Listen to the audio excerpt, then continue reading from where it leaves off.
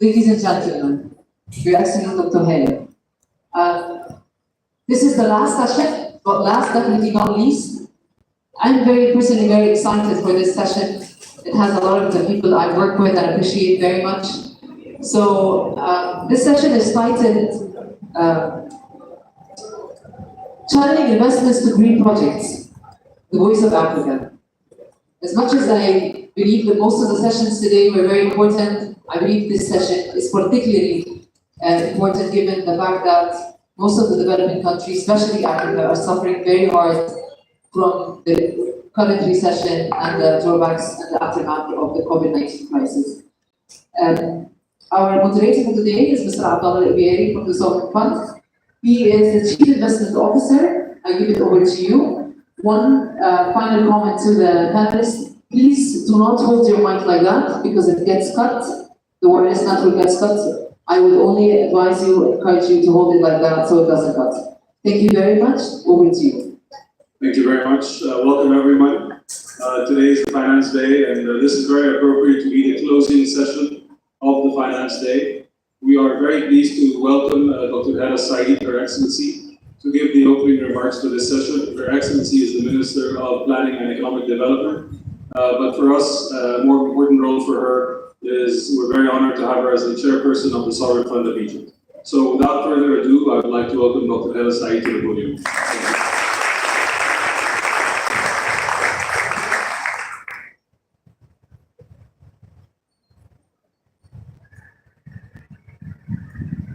Distinguished guests, ladies and gentlemen. First, let me start by welcoming all our guests here at the Green City of Peace in Sharm el-Sheikh, and I wish you all a very fruitful COP27.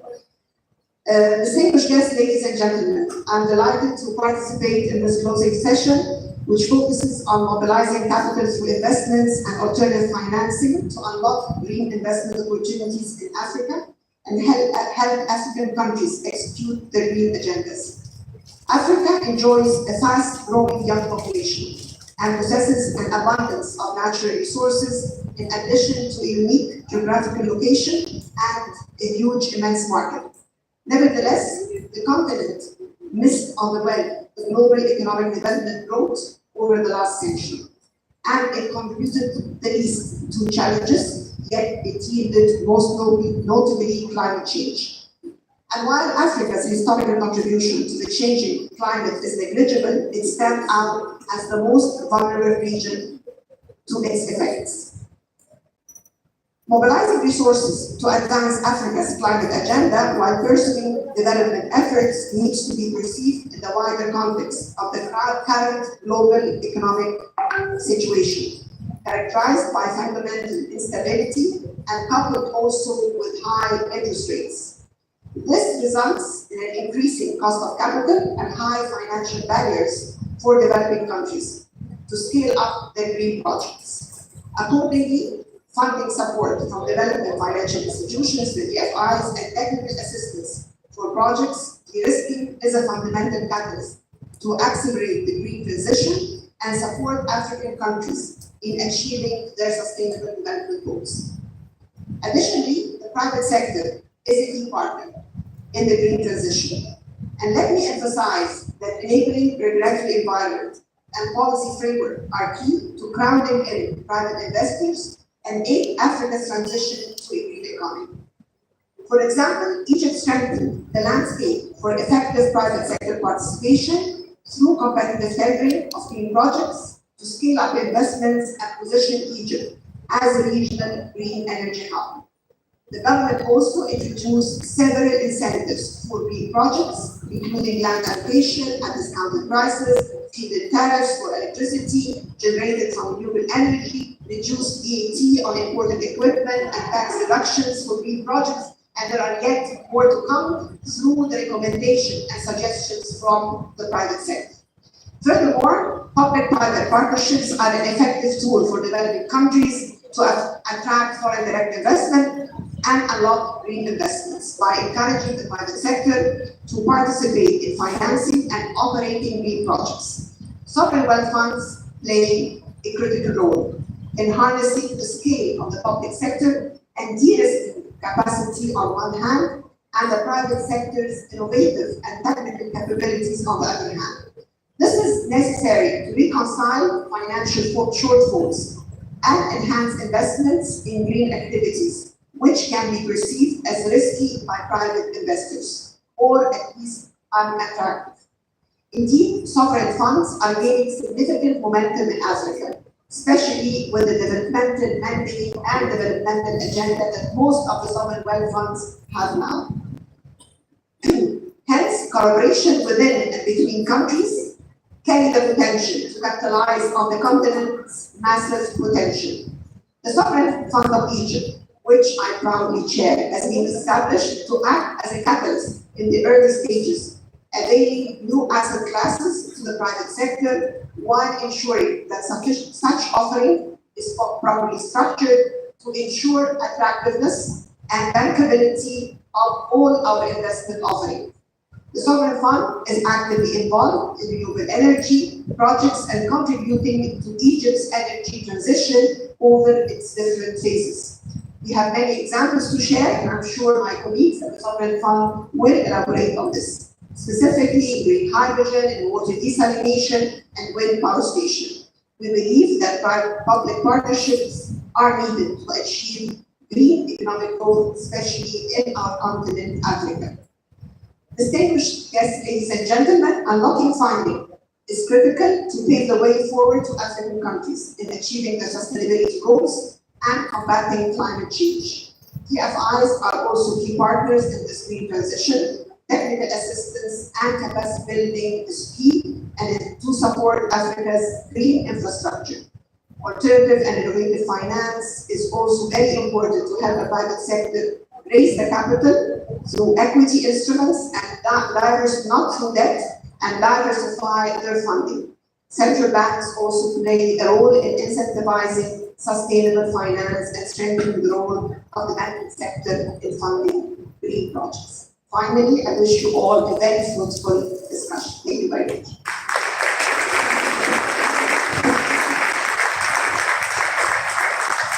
Thank you very much, Your Excellency, for your kind words. Above all, your actions that speak longer than words. You lead an organization that is today in charge of taking the uncharted territory of venturing into green investments in Egypt and in Africa.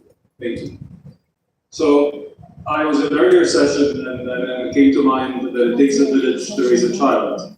Now, with green investment projects, it takes everyone involved to make it happen.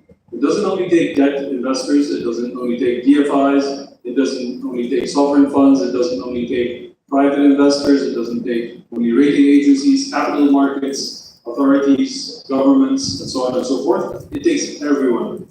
We've spent a lot of time in COP discussing ideas. This is COP27, the first for me, but over a 3-day period, I found the discussions very intense. I was very proud to hear very refreshing ideas, but more importantly, I was very proud to see some actions. We want to see, solid projects being launched, about to be launched, or celebrate the launch and success of them. So today, let's discuss about some projects that are coming to light or already have seen the light. I will start with Solomon, with the African Development Bank, to talk about how they can, adopt and help companies and projects see the light. I will move to Sarah to talk about Africa Finance Corporation and some of their recent successes, and then on to the sovereign funds of Egypt, of Gabon, and Nigeria, and then OCI, a private partner, a true private partner for success, and then we will close with Temasek to hear what they've been doing recently in Southeast Asia and how we can learn from them. So without further ado, Solomon, I'd like you to begin. I'll pass the mic to you.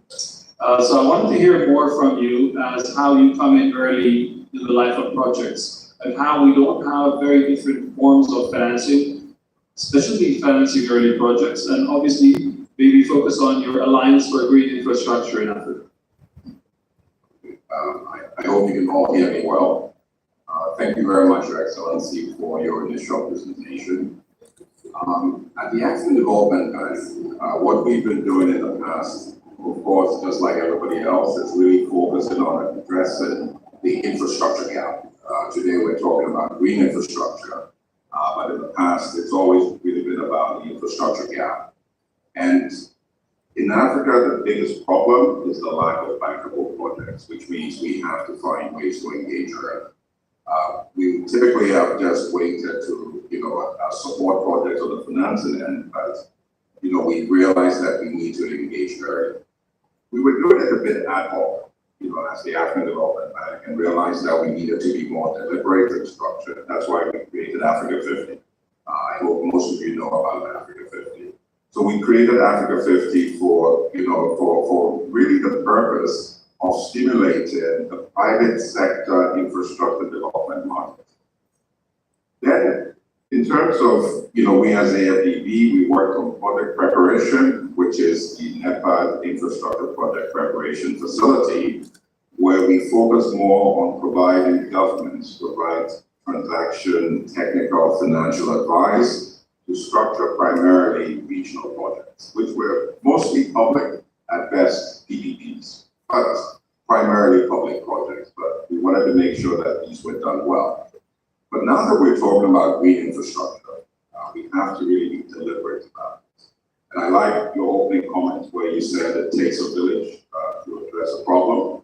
So what we're doing is we today launched what we call the Alliance for Green Infrastructure in Africa. This is where we're trying to raise $500 million of project development and project preparation funding. We've created a village. The village started off with ourselves, Africa 50, and the African Union Commission, because we have to make sure that we also get that political blessing, and that's the way in which we can make it truly Pan-African. But we've gone beyond that. We've brought in, Team Europe, so we have EIB, we have EBRD, who are well known in this market. We also have Agence Française, and we also have, the Rockefeller Foundation. Project development is by itself a very risky business. So the idea is to bring in grant money, concessionary money, and then equity money through a multi-tranche facility, which essentially gives us blended financing to take a portfolio approach to the development of green infrastructure. So the idea is to do it with scale and speed. We cannot afford to really have gestation periods of 7 years. So the idea is to really focus on projects that we can actually bring to financing within 3 at most 4 years. Okay? And for us, we brought essentially everybody around the table who, in terms of the NPVs and DFIs, who are very happy to fund projects a lot faster than maybe institutional investors, right? So just imagine the projects are developed, quickly. The NPVs and DFIs are already around the table, so the financing period also gets compressed. It's no longer 18 months, it probably could be about 6 months. Then, we also want to bring in the institutional investors, the sovereign, funds, the pension funds, the insurance funds. So what we want to do is we want to cover the, projects until construction is over and cash flow is established. And then immediately after that, the idea is to crowd in institutional investors. If we have to provide some sort of first loss or partial credit guarantee to do that, we do that. So that all of a sudden this becomes a machine to actually churn our projects. Now, in terms of the project development funds, Africa 50 would scale up to use part of it. But Africa 50 is not the only project developer in Africa. So imagine a third of it would go to Africa 50. A third of it would actually be Africa 50 working with local developers, including sovereign funds like ourselves, or strategic investment funds, who are effectively having to develop projects before you can actually ultimately provide debt or equity financing as well. So we believe that this would revolutionize the infrastructure project development market in Africa by supporting all credible developers, including our local developers who usually grow, as well as global, global developers who are strategically interested in Africa. And I must commend, Samir and AFC for creating AFIDA, which is the African Infrastructure Developers, Association, because we have really developed insights from that association to help us really design this new method. So I'll stop there. Thank you. Thank you, Solomon. And that's actually a natural segue to Semah from AFC, who can speak more about being a long-term investor in infrastructure in Africa. And I would appreciate if you could shed some light on your recent successes in investing in infrastructure, green infrastructure in Africa. Thank you very much. Thank you, Solomon. I think I was stated before I joined AFC, so I don't take the credit for it. But just a quick introduction for those of you who don't know AFC. We are a multilateral. Our balance sheet is $10 billion. We started 15 years ago. Our balance sheet was $1 billion at the time. So it's proof that we can actually be successful and make a lot of money in Africa. We are owned by the private sector, by private banks, and by governments as well, by African governments. And our mandate is to invest in infrastructure projects across Africa. I want to use two examples of two sectors that we're focusing on in terms of the green infrastructure. One of them is renewables, where we have a dedicated team and dedicated funds to develop early stage projects. And as Solomon said, the biggest issue with Africa is that there are not enough early stage development projects. So we try to do two things. We try to develop the projects early on, and we try to scale up very, very quickly. Only 2 years ago, we had less than 100 megawatts of projects in wind or solar or hydro. We focused on development and on scaling up. We have partnered with an Egyptian partner, Infinity, where we acquired a significant minority of the company, and then we jointly with our partners, Mazda and EBRD, acquired the largest renewables platform in Africa, Kera. So now we're at 1.4 gigawatts. We're head and shoulders larger than any other player in Africa. Only yesterday, our partners have signed with the Egyptian government and the UAE government a 10 gigawatt wind project, which speaks to starting small, developing the projects, and your success will bring other projects, will bring other funding, and you plug in other third-party capital, whether it's sovereign money or private sector or otherwise. The way we do this is that, as I said, we have a development team and development money, but we also look for creative solutions to get the projects done as quickly as possible. We are developing a wind project in Djibouti. If we had gone through the typical project finance steps, we would have still been talking about it. It's being commissioned now. It will reach COD on the 11th of December of this year. But what we've done is that we did 100% of the equity. We funded it all equity. We saved 2 years of project finance negotiations with banks. And now that we've reached COD, banks are queuing up to fund us and to fund the project. The other sector that I would like to talk about, which is not very popular, is mining. One of the things that people are ignoring is that Africa has 40% of the battery metals in the world. What happens today is that the battery minerals are mined, they're exported to China, and China now controls 70% of the battery cells that go back to Europe to be installed in electric vehicles. So what we are doing is that we're focusing on, first of all, mining, and then developing the infrastructure and the industry to build batteries in Africa, or at least build a few steps in the value chain to develop batteries in Africa. Mining alone represents 6% of the value of a battery in a car. If you add 2 or 3 steps of the 5 steps up to the precursor, you capture 40% of the value. And the other thing is that shipping, if shipping was a country, it would have been the sixth largest polluter in the world after China, the US, Japan, Germany, and Russia. So the fact that you are localizing the industry reduces significantly the emissions of shipping. So you tick a number of boxes by developing projects from the early stage into capturing the different parts of the value chain. Thank you. Excellent, congratulations. I mean, this is obviously a very creative way to think about financing, cutting financing time, but also investing in industries that may look from the outside as polluting, but when you dig deeper, it's actually promoting green investments. Since the microphone is on this side, I will move to Mr. Ayman Sidman at the Sovereign Fund of Egypt. And I want to congratulate you on your recent signatures yesterday and some of the recent projects you've closed. I followed with great interest their progress over the past 3 years and found it absolutely astonishing.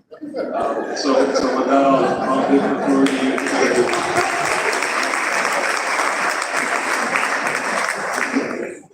To share some successes with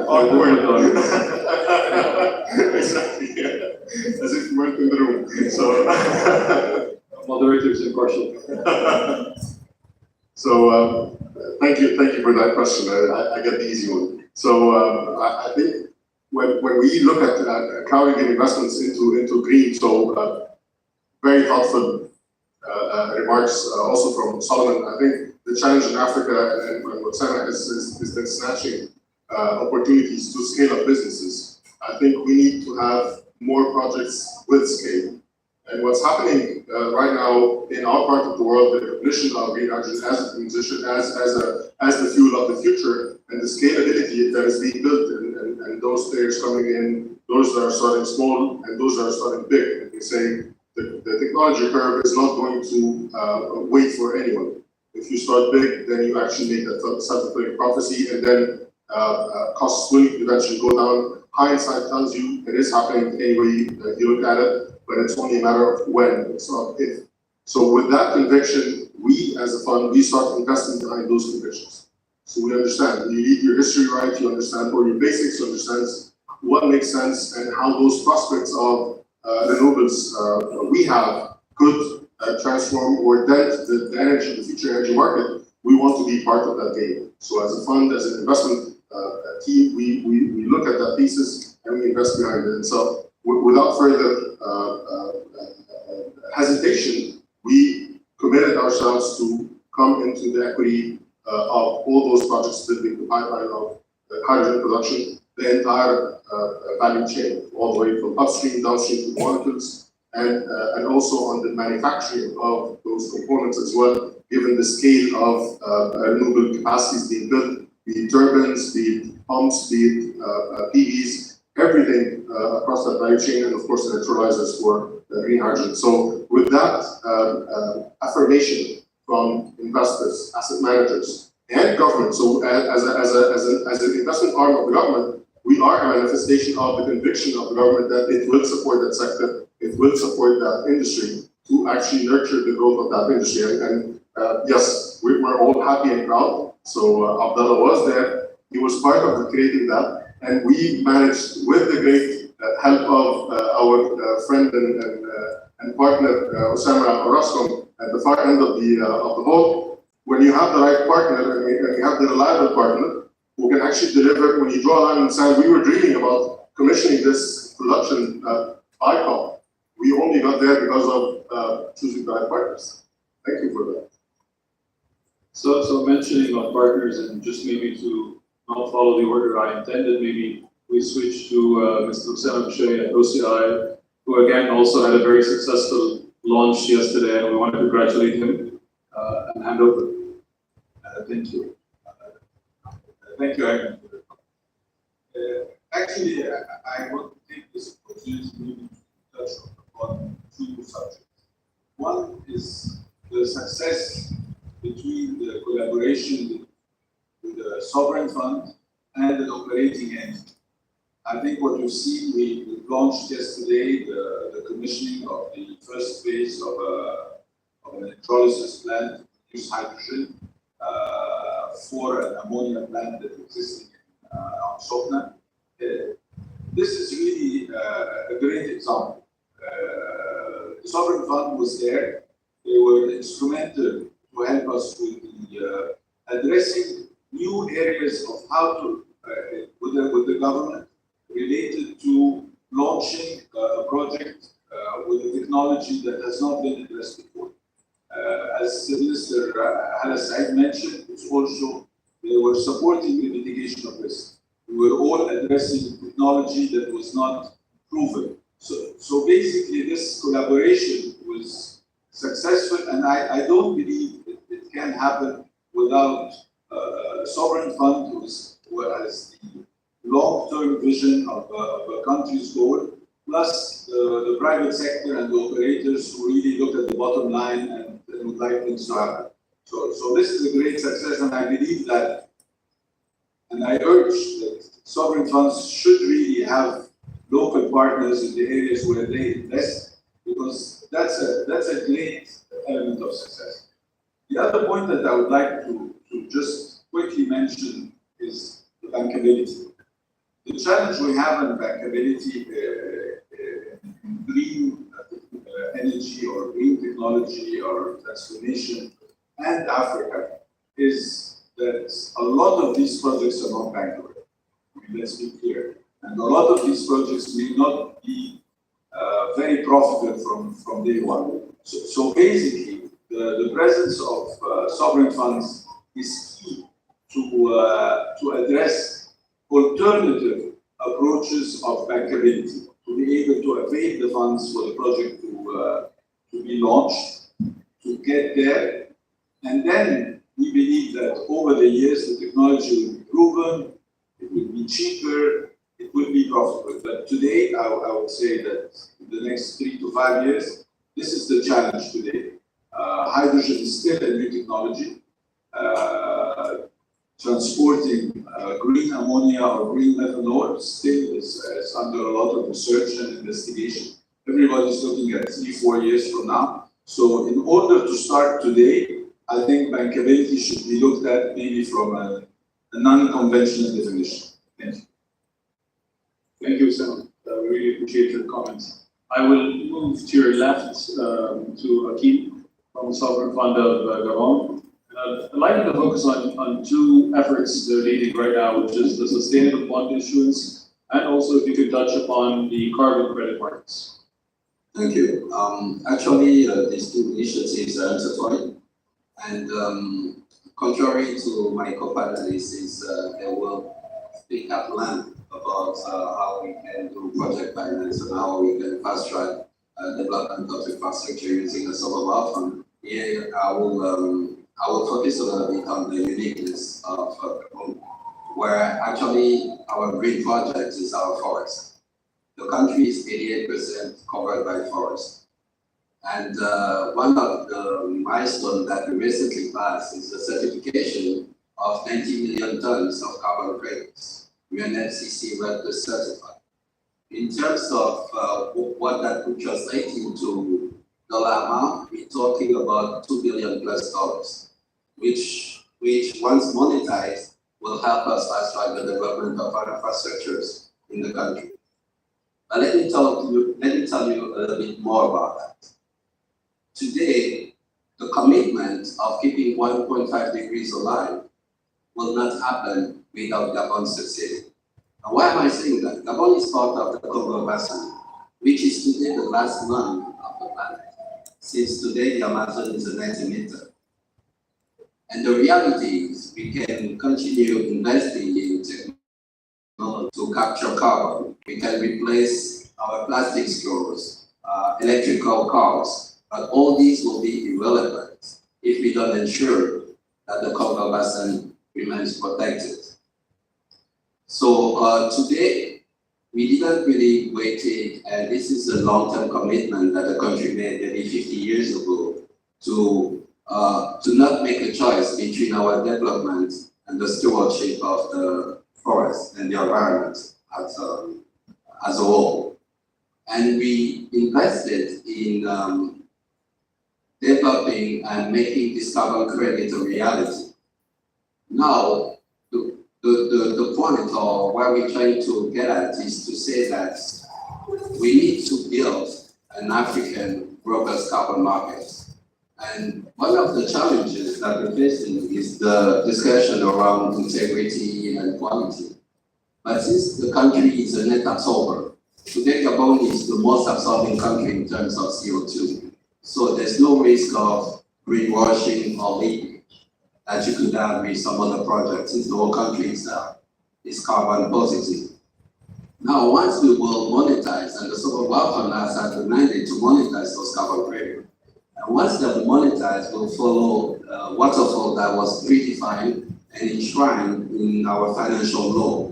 25% of the proceeds will go back to the forest, meaning 15% to the people and 10% to the conservation.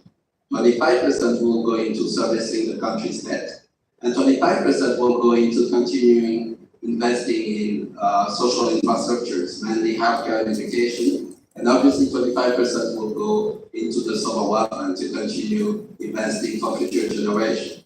So really the point here that we're making is investing in Gabon's carbon credit in a certain way is really investing in the protection of the planet. And it will send a signal to the remaining countries of the Congo Basin and the rainforest that the world has decided to create the right incentive for the forest. Thank you. Thank you so much, Amin.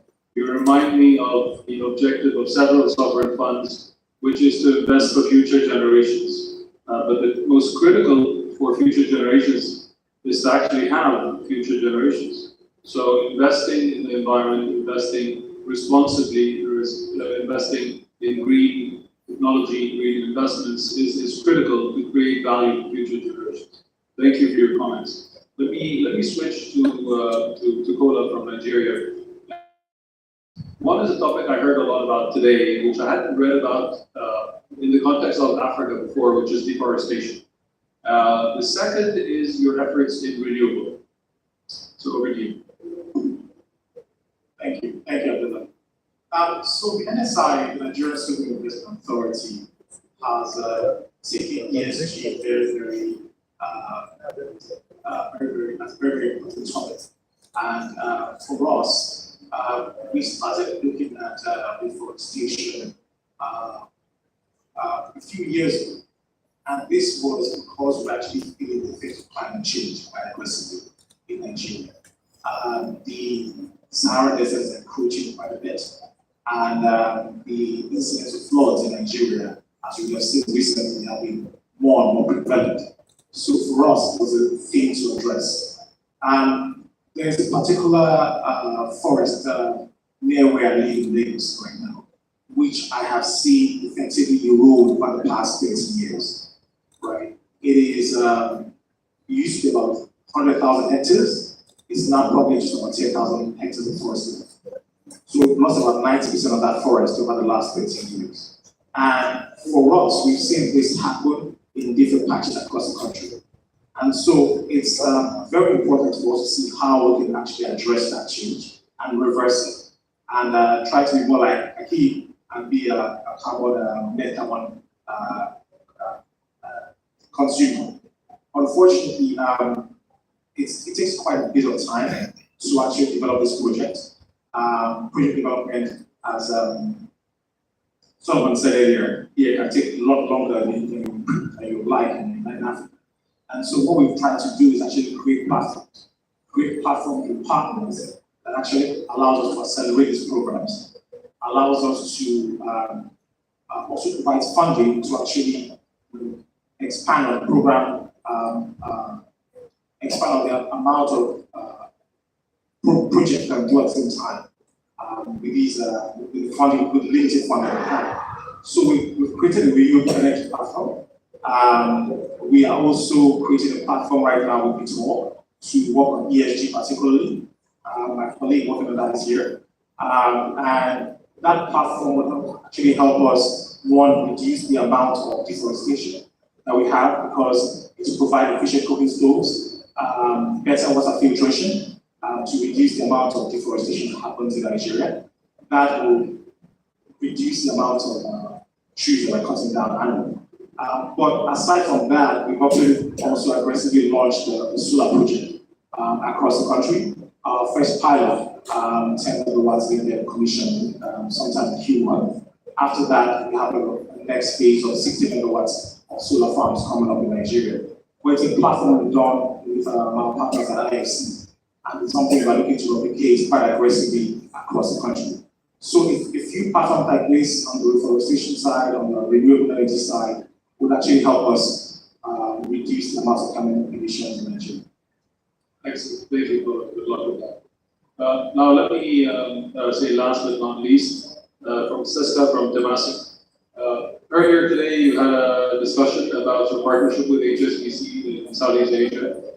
If you could just walk us through, some highlights of this partnership and how we may learn something from that and replicate in Africa. Great. Thank you, and thank you for having me, for inviting me to join that session. It's a tremendous honor and pleasure to be here with you all. First of all, maybe just before I get into the details of that particular partnership, also let me set the stage of who Temasek is. Many of you may not be as familiar. We're a Singapore-based investment company. We're fully owned by the Singapore government, fully owned but not directed by them, meaning that we do have a long-term mandate, but we are not in a way directed in our strategy by the government. So we operate on commercial principles and terms. What I want to, in a way, also perhaps mention is that for us, really, climate change has become a key pillar of the overall third strategy. We've heard here as well, right? Many of all of us actually are here for future generations. So we realize that we cannot really live up to that promise and to that corporate purpose if we are not focusing on climate change. So we formulated a couple of years back really our climate strategy, which has three main dimensions. The first one is looking at our current portfolio where we decarbonize the existing business and those entities that we have invested in. The second pillar of the strategy is to invest in climate-aligned opportunities. So we are looking for businesses where we can really see that they have a positive impact on industry transformation. And we are seeking out those opportunities and put our capital behind it. And then the third pillar is to invest in carbon negative solutions. Here are some of the examples where we really also in the African continent see a lot of opportunity in that sense for nature-based solutions coming online and having those solutions contribute to the future of the climate challenge. What I want to do is perhaps give you a few examples generally how we invest. I think by introducing ourselves, I mentioned we're predominantly an equities investor. So we do take stakes in businesses through public and private markets. We are not focused on infrastructure, but I'm going to talk about Pentagreen anyway, because that's also an interesting example of how we actually expand our capabilities by building new platform and partnering with other organizations. But before I do so, maybe let me give you a few snapshots on our direct investments. So we do invest across early stage and growth opportunities in various sectors. Be it, to give you examples, obviously alternative mobility, we heard electric vehicles as opportunity, we heard alternative energies. Hydrogen obviously is one element, but also geothermal, there's other opportunities as well where we're really interested in looking at that and putting our capital behind where we can. The second is we are partnering with others to really deepen the focus and create scale. We have, for example, a partnership with BlackRock where we really look at what are the early stage growth businesses that have proven technologies where we can, through focused effort, really scale them up and help them access the markets faster and scale bigger. And this is one of the examples of how we've been partnering with others. The second is the partnership with HSBC, which is called Pentagreen. It's a debt financing platform where we focus in the first instance on Southeast Asia. And what we really see is, well, first of all, we at Temasek ourselves, as I mentioned, we focus on equity, so we do not have in-house capabilities on infrastructure, but we already have an infrastructure platform, which is called Clifford Capital. So we've really used as well our convening power and our partnership angle to bring the right parties together, and we also have the support from the Asian Development Bank to look at how can we collaborate, bringing the marginal bankable projects into the space where we can make it happen. And there's a few areas where we want to focus on, what energy is, there's also mobility, battery storage, and we carved out Southeast Asia as our first focus area because that's close to home.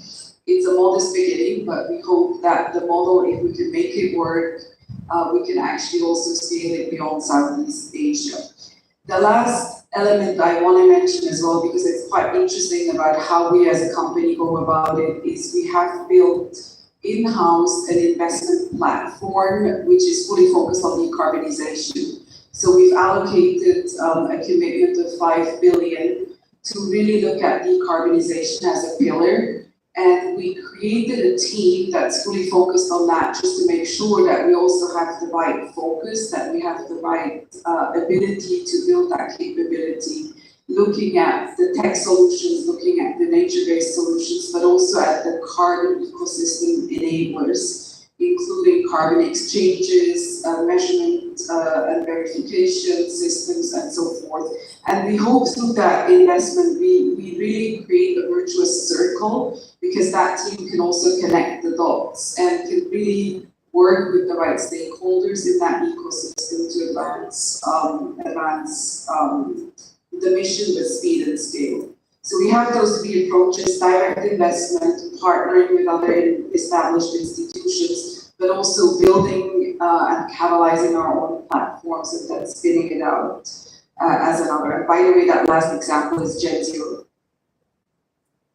Excellent, that's great to hear. Wanted to just check if anybody has any questions from the audience.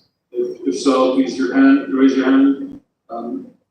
Okay, until you think of your smart question, let me actually ask my question. So Solomon, right now you're one of the... So I'm hoping that we could really successfully implement the Alliance for Green Infrastructure in Africa.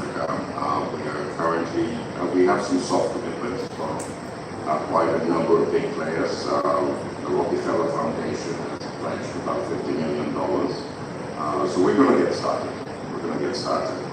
Now, in getting started, for me, the most critical partner are really these sovereign wealth funds / strategic investment funds. The sovereign wealth funds in Africa are non-traditional in the sense that most of them have domestic obligations around social and fiscal infrastructure.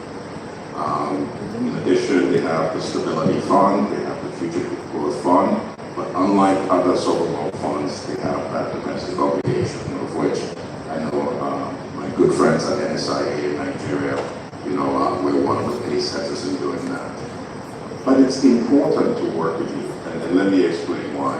If you unpack why it takes 7 to 10 years to develop infrastructure projects in Africa, you would realize that it all has to do with what we call the enabling environment, the negotiations of power purchase agreements with governments, direct agreements with governments, etc., etc., etc.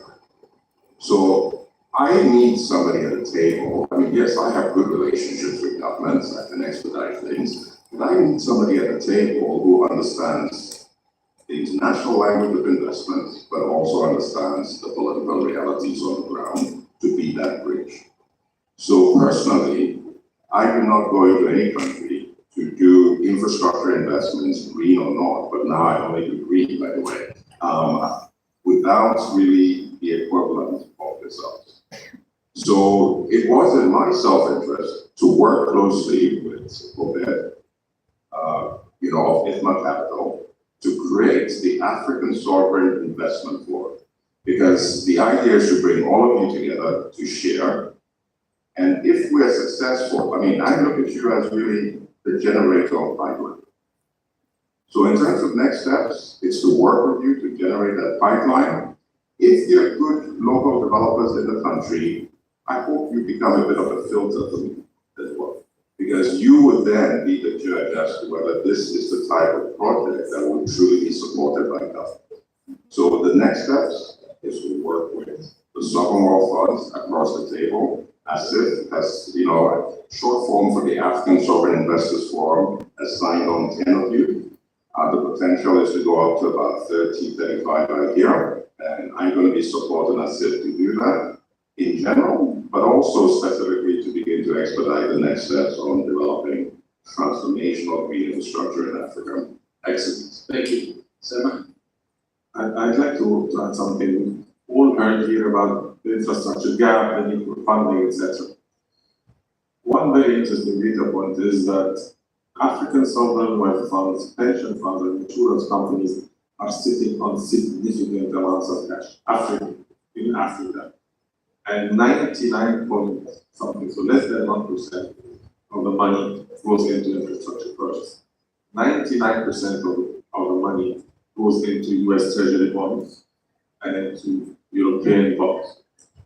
If you start from home, where these three types of entities, sovereign funds, pension funds, and insurance companies, allocate only 5% of their funding to infrastructure projects, it's a massive head start. But obviously, these projects are much more risky than US Treasury bonds. So there has to be a conscious decision to convert some of that money into infrastructure projects.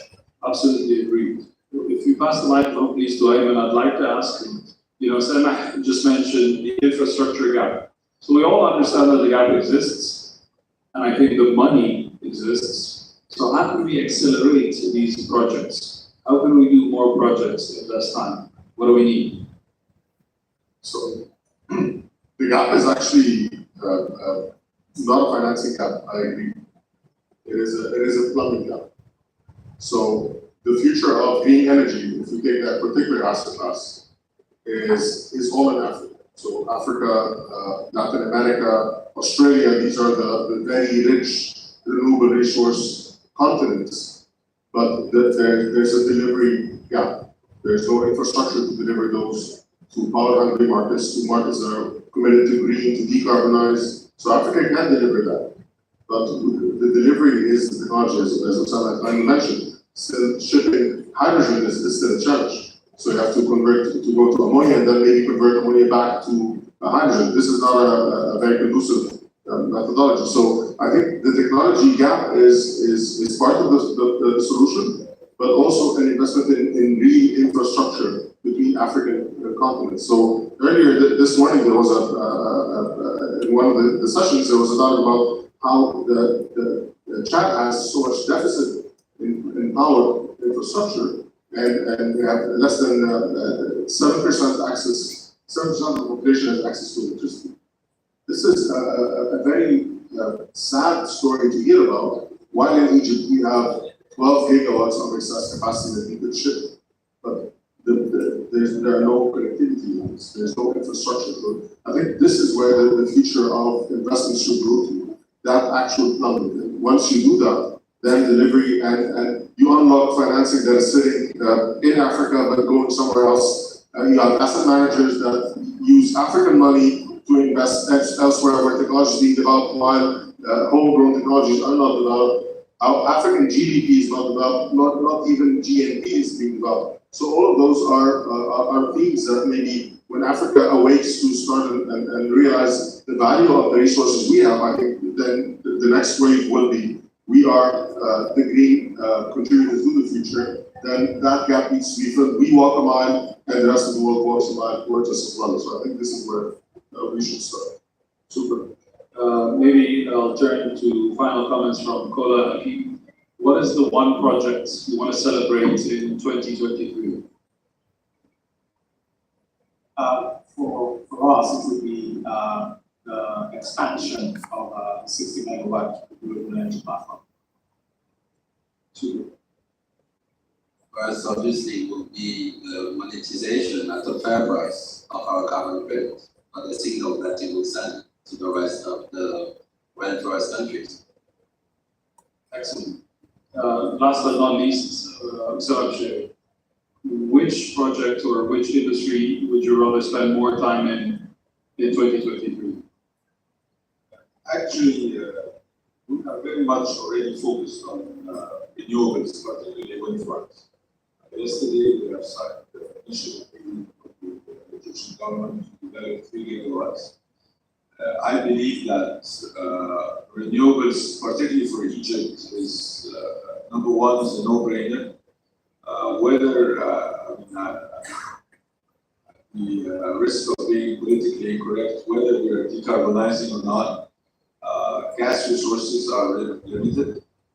We need to continue to generate power for the country, for industries, for obviously hydrogen and green products. And I think the only unlimited resource we have are renewables. And so basically, we are very much focused next year to develop this 3 gigawatts. And actually, we started last week the construction for another 500 megawatts with the same group of investors. And we hope that probably 2 years will be in operation. Thank you. I recognize that everyone sitting to my right here on the stage is a leader. Their organizations are leaders in Africa. And if we have any hope in saving the continent for future generations, it will be their efforts that will start it. So good luck, everyone. And thank you for joining us and your very thoughtful and kind words today. So ladies and gentlemen, thank you for coming. I hope you